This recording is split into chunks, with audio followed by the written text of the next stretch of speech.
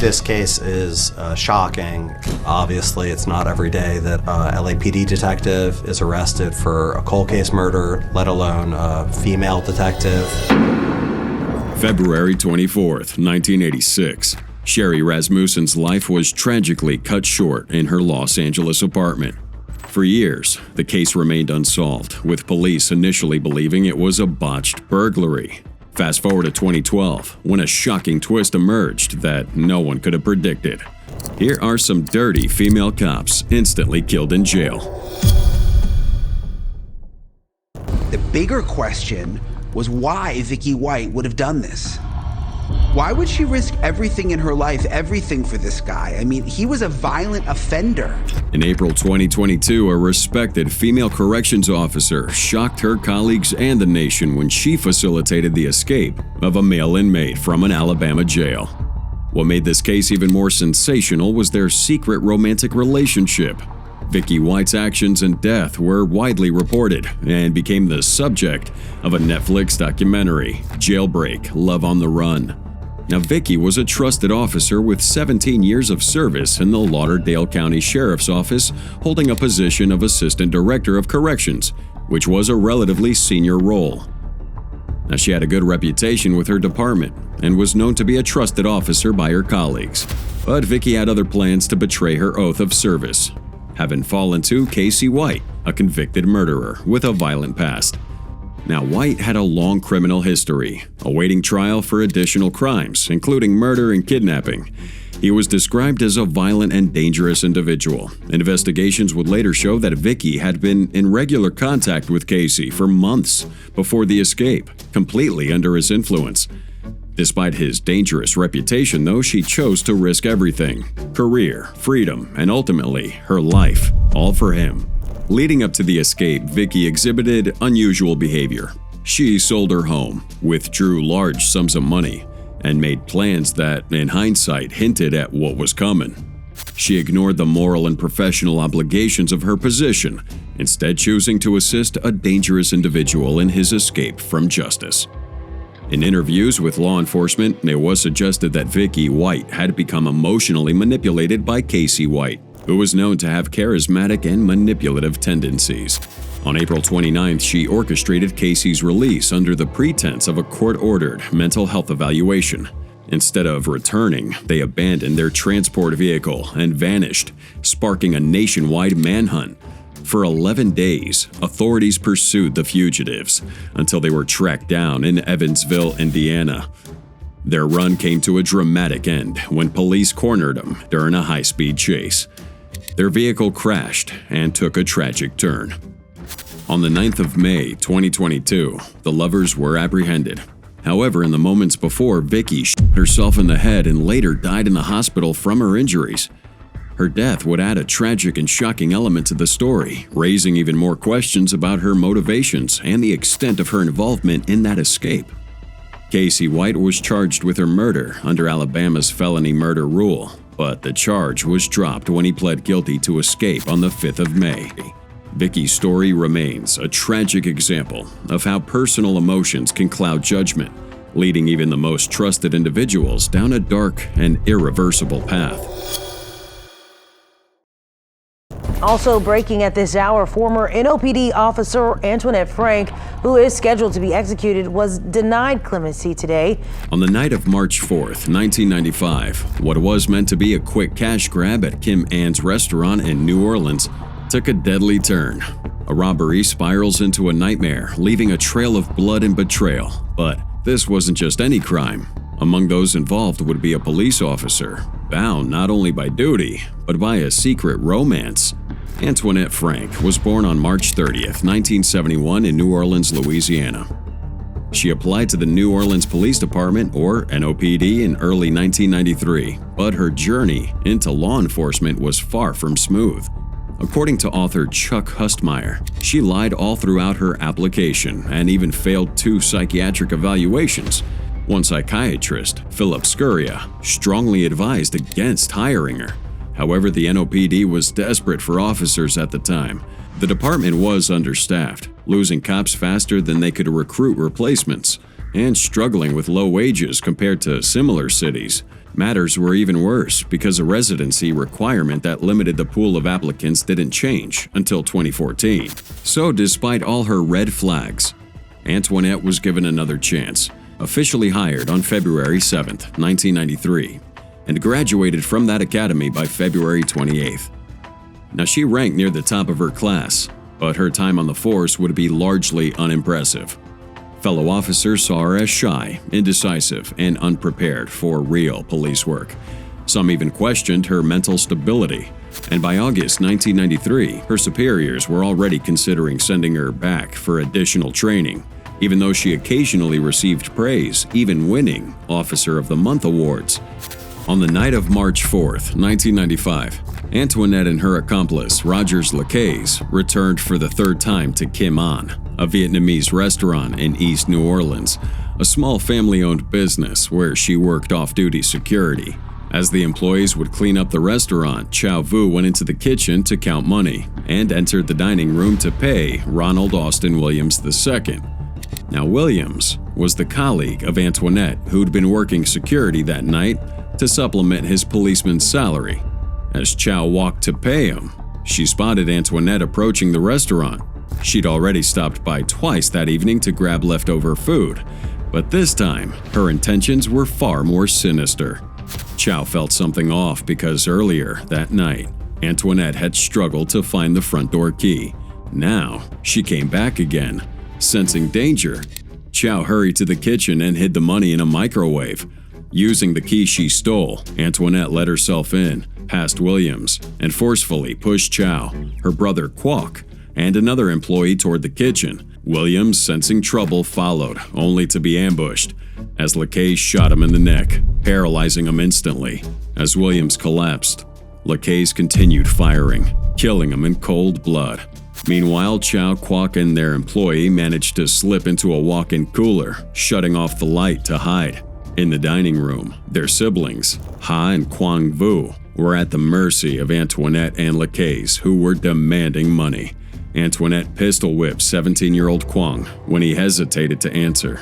After getting the cash out of the microwave, she turns to 21-year-old Ha, who was kneeling and pleading for her life, and shot her 3 times without hesitation before turning the gun on Quang and fired 6 rounds at him.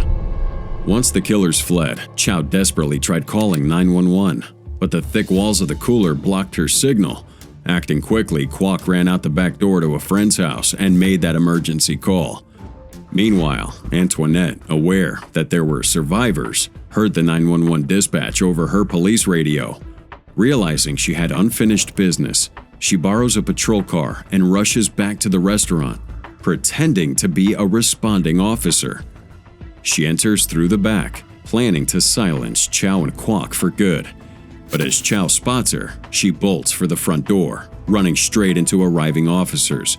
Through tears, Chow points at Antoinette, shouting that she was the killer. Both Antoinette and Lacaze were arrested that night after hours of questioning. Antoinette confessed, making her the first New Orleans police officer ever charged with murdering a fellow officer.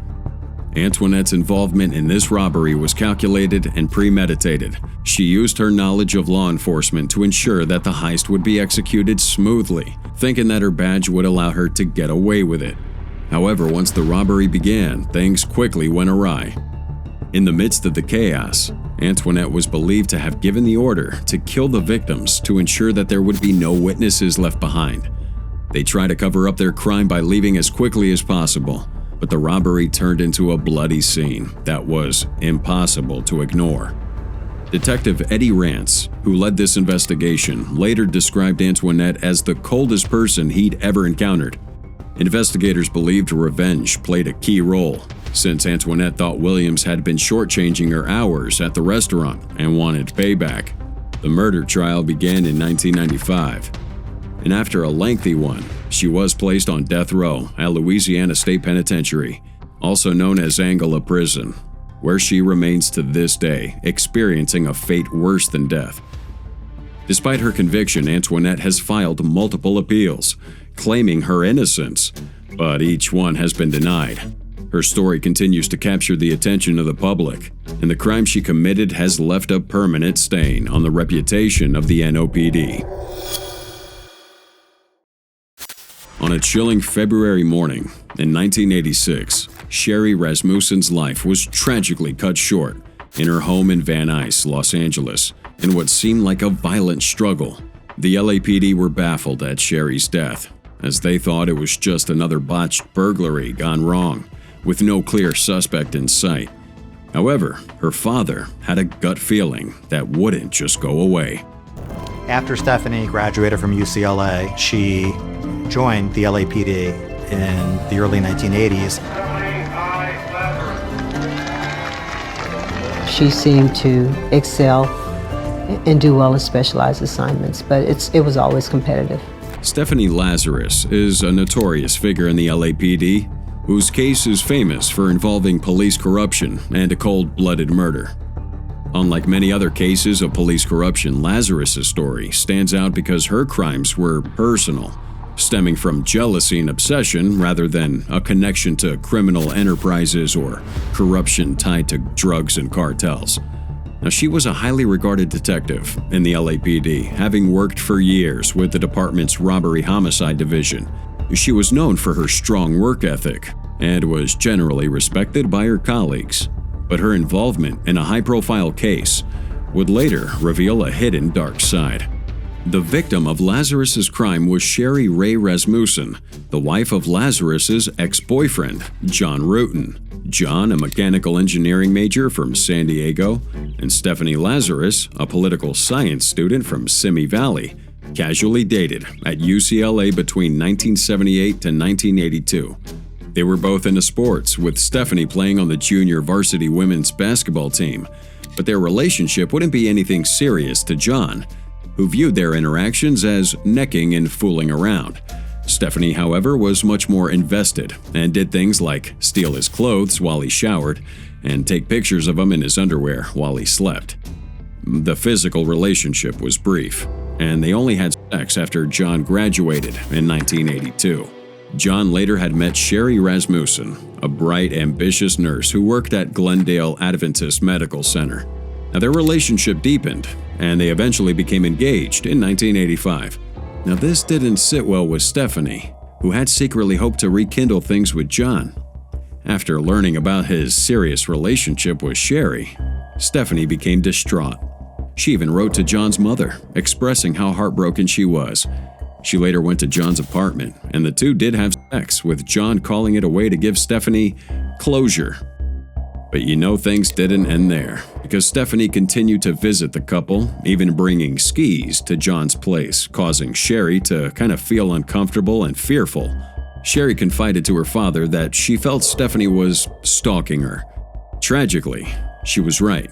On the morning of February 24th, 1986, John Rutan left for work, like usual, from their condo in Van Nuys. Sherry, his fiancée, was supposed to give a motivational speech at work that day. But she wasn't a fan of that idea, so she tells John she might call in sick. Around 9:45 a.m., a neighbor noticed the garage door was open but no car was in sight. 15 minutes later, John tried calling home but got no answer. Sherry's sister also tried to call, but had no luck reaching her. By noon, two men, who the neighbor thought were gardeners, brought over Sherry's purse to him. A maid nearby reported hearing what sounded like a fight around 12:30 p.m., and then something falling. When John returned home that evening, he noticed the garage door was still open, and there was broken glass on the driveway.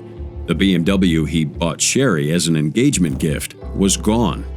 Inside, he found Sherry dead on the living room floor. Now, the scene showed signs of a struggle, and there were defensive wounds. A bite mark on her arm was later swabbed for DNA. She'd been shot multiple times in the chest and head, and her death was initially thought to be a robbery gone wrong. The LAPD, including Lazarus herself, investigated the case, but no one was able to solve this crime for over 20 years. It's incredible how Detective Lazarus snuck onto that case, which allowed her to steer the investigation away from herself and her own connections.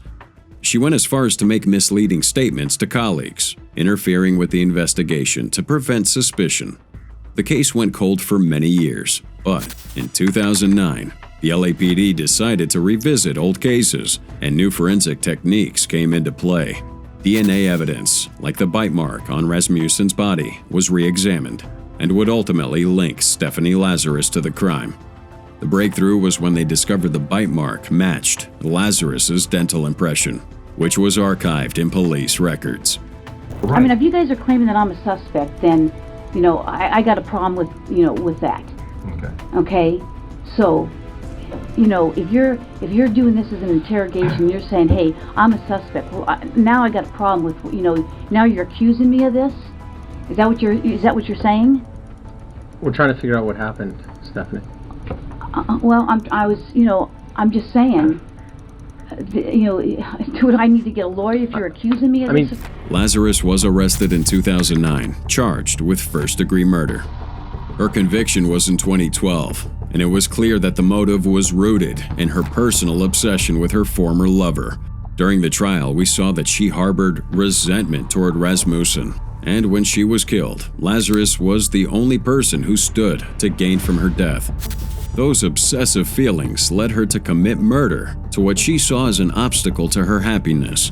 Stephanie Lazarus was sentenced to 27 years to life for the murder of Sherry Rasmussen. She is currently being held inside the maximum security unit of the Central California Women's Facility. Now, she would have access to important details, hindering the case's resolution for years. After being convicted, Lazarus was sentenced to 27 to life, without the possibility of parole. As of now, she's hanging out at a California state prison. Everyone was sort of in disbelief. This is not the Vicky White we know, by any stretch of the imagination. At the start of reporting the story, I assumed that Vicky was in some way the victim. In 2021, a case had captivated South Africans, where a former police officer was sentenced to life in prison for murdering 5 relatives and a boyfriend to cash in on insurance claims, and then would finally be caught after someone she hired to kill her sister went to the police. Nomia Ndlovu was born in 1978 in Bushbuckridge, in Mpumalanga, one of the surrounding villages. She attended primary and high school here until she moved to Johannesburg in search of greener pastures, where she later joined the South African Police Service, or SAPS, and went to training. Now, she seemed like a respected member of SAPS working at the Tembisa police station, and would eventually earn the rank of sergeant. However, behind the uniform, she had a dark side, one fueling her gambling addiction that often made her dodge loan sharks and skip work. Phase 2 was one thing. The bigger question was why Vicky White would have done this. Why would she risk everything in her life, everything for this? In 2012, Rosemary began her killing spree with her cousin, Madala Witness Homu, who was found brutally beaten to death in Olifantsfontein. For his death, she had collected over 131,000 rand in insurance policies. In June 2013, tragedy struck again, this time much closer to home, as Ndlovu's sister, Audrey Somisa Ndlovu, was murdered while staying at her house, having been poisoned and then strangled. The insurance payout, a staggering 717,421.17 cents. That same month, her niece, Zanele Motha, was beaten to death, adding another 119,840 to her growing fortune. By October 2015, she turned on her own boyfriend and father of her child, Maurice Mabasa.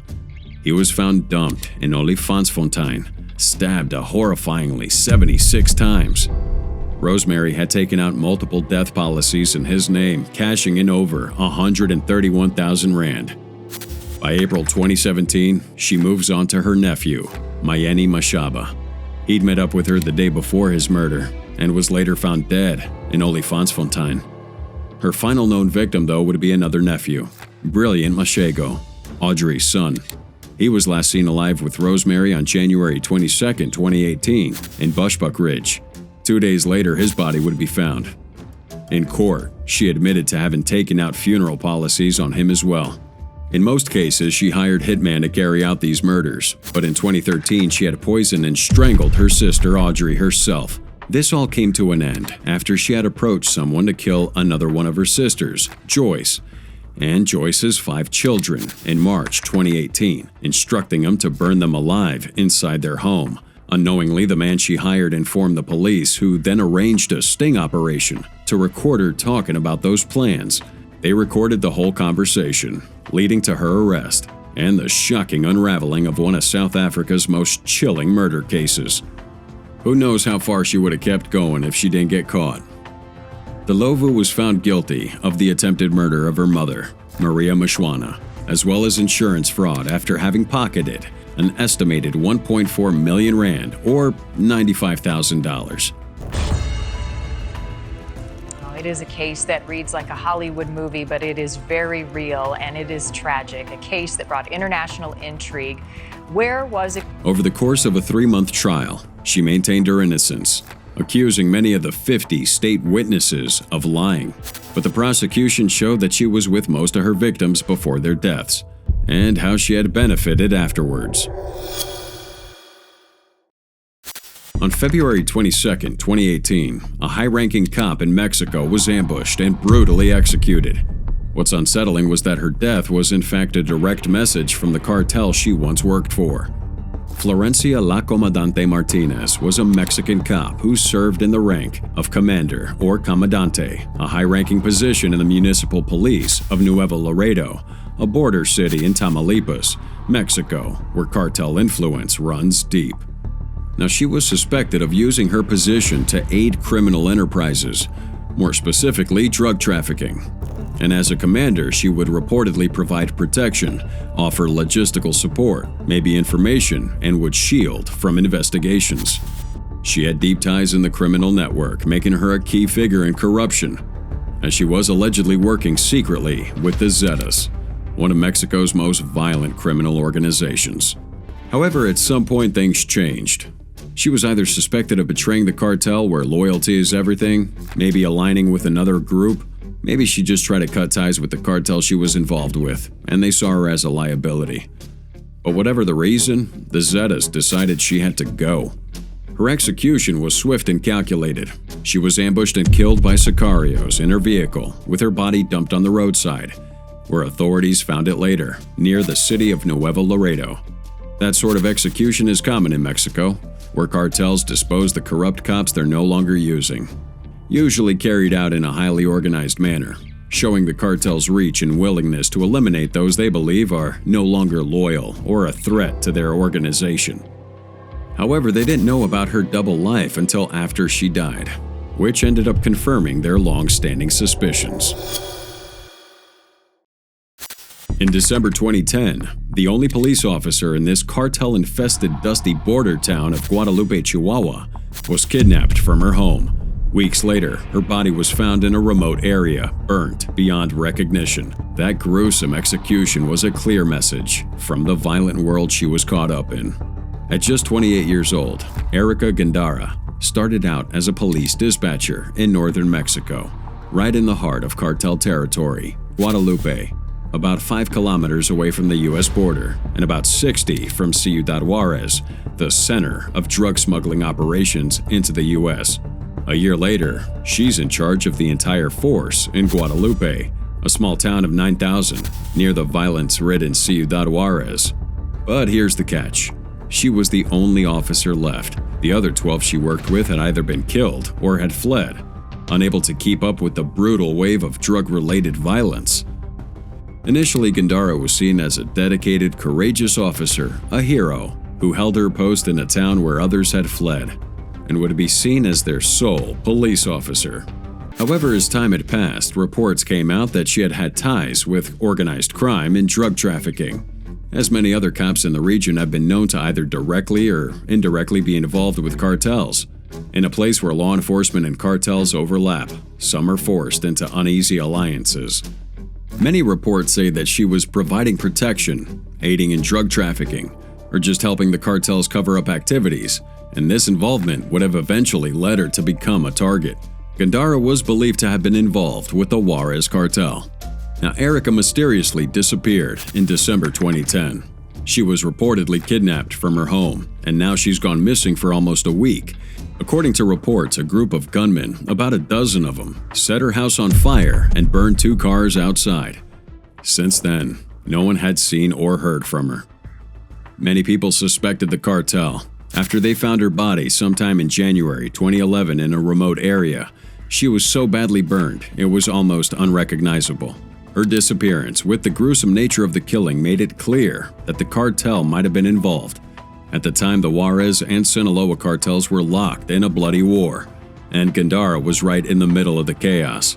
Cops who get too close, whether friend or foe, often met violent ends.